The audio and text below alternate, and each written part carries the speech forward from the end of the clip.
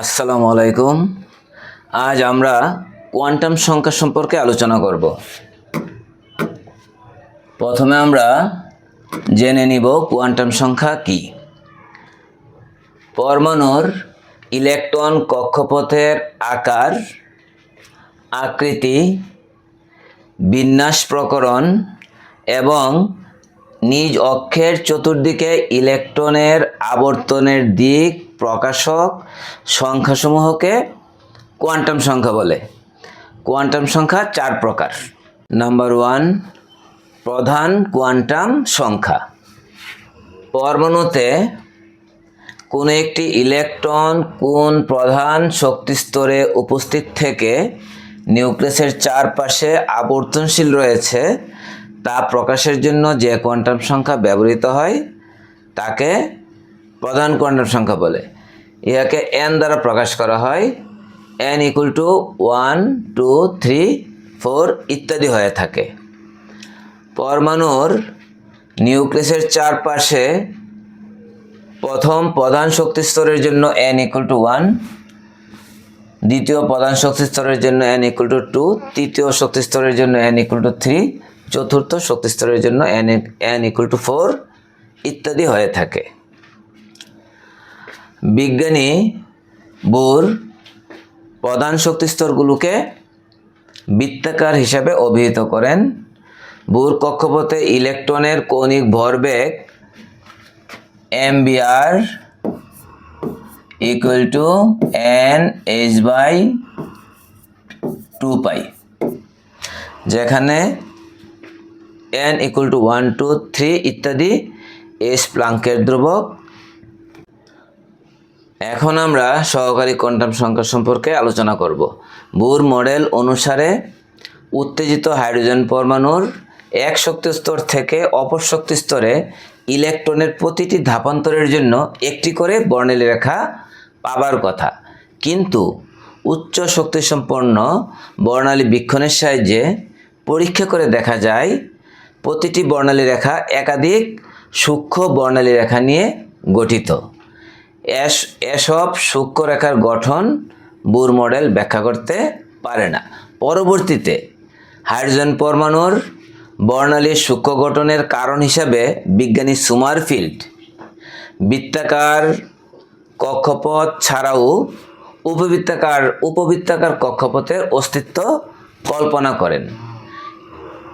আর এ উপবৃত্তাকার কক্ষপথের আকৃতি নির্দেশ করতে আরও একটি সম্পূরক কোয়ান্টাম সংখ্যার প্রয়োজন হয়, যেটাকে আমরা সহকারী কোয়ান্টাম সংখ্যা বলে থাকি। অর্থাৎ পরমাণুতে কোনো একটি ইলেকট্রন কোন প্রধান শক্তি স্তরের কোন উপস্তরে রয়েছে তা প্রকাশের জন্য যে কোয়ান্টাম সংখ্যা প্রয়োজন হয় তাকেই সহকারী কোয়ান্টাম সংখ্যা বলা হয়।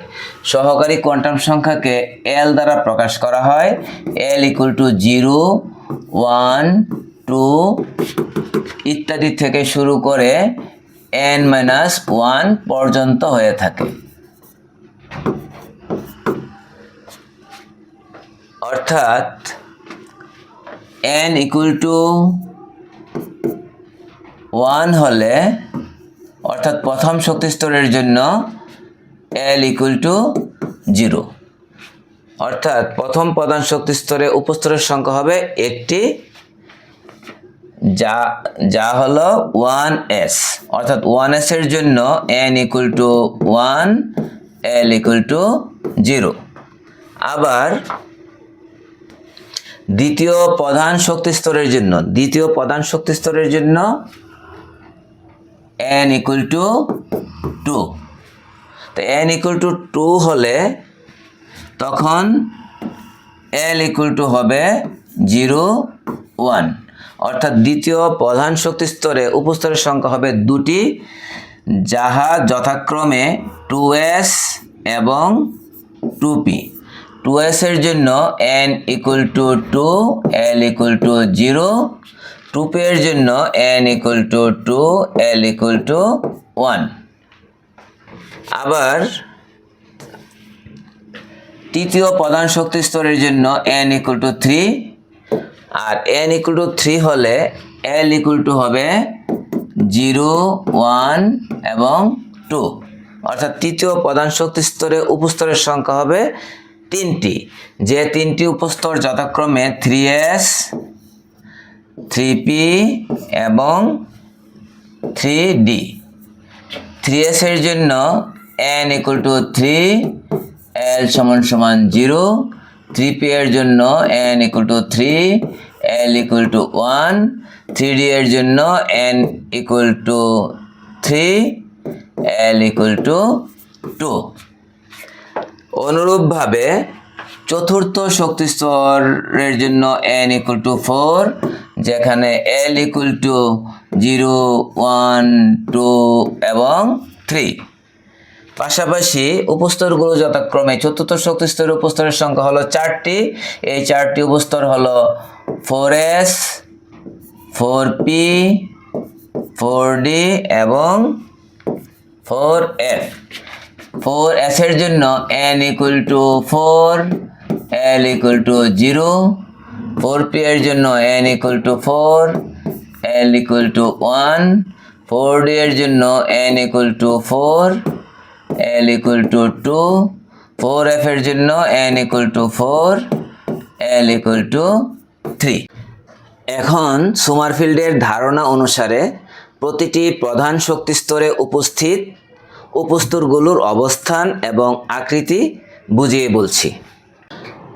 সোমারফিল্ডের ধারণা অনুসারে পরমাণুর প্রথম শক্তি স্তরে উপস্থিত উপস্তরের সংখ্যা হলো 1টি, যাহা 1s। 1s উপস্তরের জন্য n = 1, l = 0। দ্বিতীয় প্রধান শক্তি স্তরে উপস্তরের সংখ্যা হবে 2টি, যে 2টি উপস্তর যথাক্রমে 2s এবং 2p। সোমারফিল্ডের ধারণা অনুসারে এই 2s উপস্তরটির জন্য n = 2, l = 0, 2p এর জন্য n = 2, l = 1।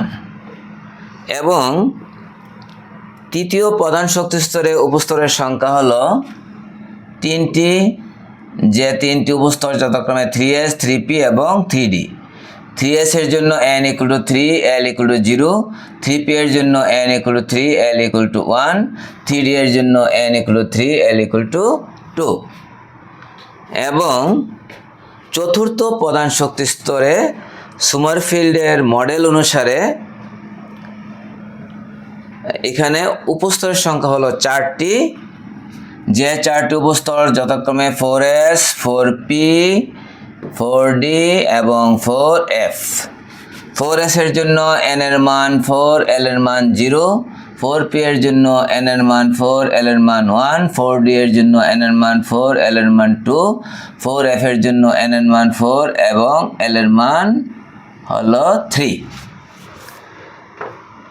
মনে রাখা আবশ্যক, বুর কক্ষপথগুলোকে বৃত্তাকার এবং দ্বিমাত্রিক হিসেবে অভিহিত করেছেন, কিন্তু সোমারফিল্ড উপকক্ষপথগুলোকে ত্রিমাত্রিক হিসেবে আখ্যায়িত করেছেন। এখন আমরা ম্যাগনেটিক কোয়ান্টাম সংখ্যা সম্পর্কে আলোচনা করব। পরমাণুর কেন্দ্রে ধনাত্মক চার্জবাহী নিউক্লিয়াস এবং চারপাশে ঋণাত্মক চার্জবাহী ইলেকট্রন থাকায় পরমাণুর অভ্যন্তরে একটি বিদ্যুৎ ক্ষেত্র এবং তার প্রভাবে একটি চৌম্বক ক্ষেত্রের সৃষ্টি হয়।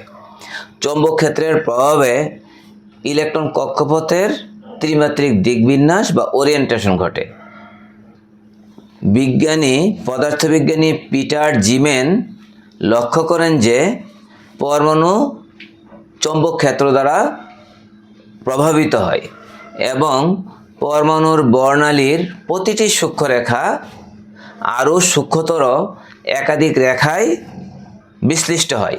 চৌম্বক ক্ষেত্রের অনুপস্থিতিতে বর্ণালীর এই সূক্ষ্মতর বিভাজন অদৃশ্য হয়ে যায়। এই ঘটনাকে জিমেন প্রভাব বলে। এরূপ পরীক্ষা হতে প্রতীয়মান হয় যে চৌম্বক ক্ষেত্রের প্রভাবে প্রধান শক্তি স্তরে অন্তর্ভুক্ত উপস্তরগুলো পুনরায় আরও কয়েকটি সামান্য পার্থক্য বিশিষ্ট ত্রিমাত্রিক অঞ্চলে বিভক্ত হয়ে পড়ে, যাদের এক একটি অঞ্চলকে অরবিটাল বলে। আরও চৌম্বক ক্ষেত্রের প্রভাবে ইলেকট্রনের বিভিন্ন অরবিটালের ত্রিমাত্রিক দিকবিন্যাস প্রকাশ করার জন্য আরও এক প্রকার কোয়ান্টাম সংখ্যার প্রয়োজন হয়, যাকে চৌম্বকীয় কোয়ান্টাম সংখ্যা বলা হয়। ম্যাগনেটিক কোয়ান্টাম সংখ্যাকে m দ্বারা প্রকাশ করা হয়। m = -L থেকে শুরু করে 0 সমেত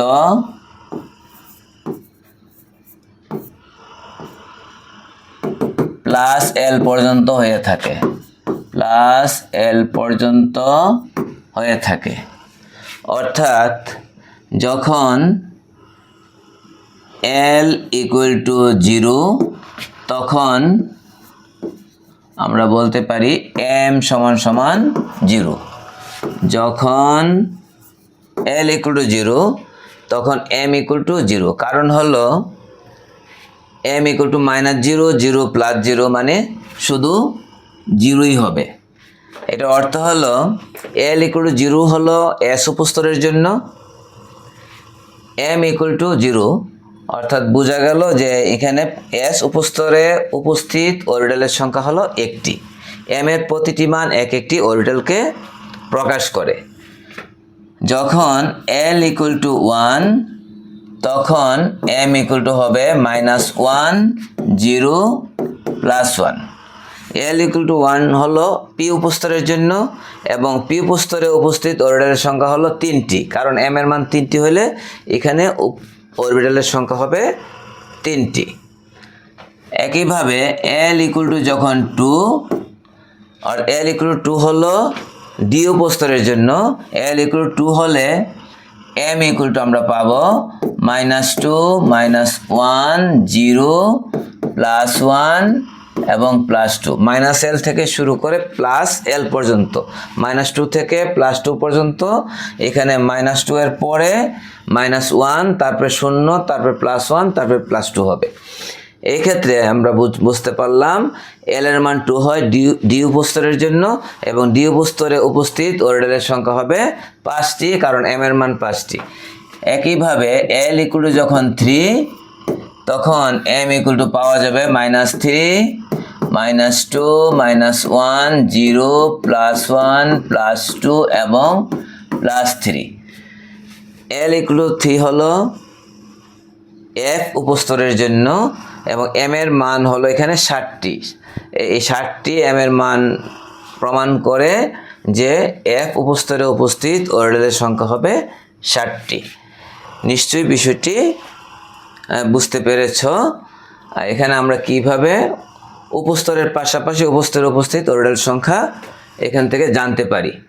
ম্যাগনেটিক কোয়ান্টাম সংখ্যার সাহায্যে আমরা নির্দিষ্ট উপশক্তি স্তরে উপস্থিত অরবিটালের সংখ্যা জানতে পারি। এখন আমরা স্পিন কোয়ান্টাম সংখ্যা সম্পর্কে আলোচনা করব। ইলেকট্রন নিজ অক্ষের উপর ঘড়ির কাঁটার আবর্তনের দিকে বা তার বিপরীত দিকে লাটিমের মতো ঘুরতে ঘুরতে নিউক্লিয়াসকে প্রদক্ষিণ করে। নিজস্ব অক্ষের চতুর্দিকে ইলেকট্রনের ঘূর্ণনের দিক প্রকাশকারী কোয়ান্টাম সংখ্যাকেই ঘূর্ণন কোয়ান্টাম সংখ্যা বা স্পিন কোয়ান্টাম সংখ্যা বলে। স্পিন কোয়ান্টাম সংখ্যাকে s দ্বারা প্রকাশ করা হয়। প্রতিটি অরবিটালে উপস্থিত দুটি ইলেকট্রনের জন্য স্পিন কোয়ান্টাম সংখ্যার মান হয়ে থাকে ±½ অর্থাৎ যে ইলেকট্রনটি ঘড়ির কাঁটার বিপরীতমুখী ঘূর্ণন দেয় সেটার জন্য স্পিন কোয়ান্টাম সংখ্যার মান হয় +½ আর ঘড়ির কাঁটার মুখী ঘূর্ণনত ইলেকট্রনটির স্পিন ধরা হয় -½ তাহলে আজ এ পর্যন্তই থাকবে। নিশ্চয়ই তোমরা আজকের আলোচনাটি বুঝতে পেরেছ। আমরা 4 প্রকার কোয়ান্টাম সংখ্যা নিয়ে আজকে কথা বলেছি। পরবর্তী ক্লাসে আবার দেখা হবে। আল্লাহ হাফেজ।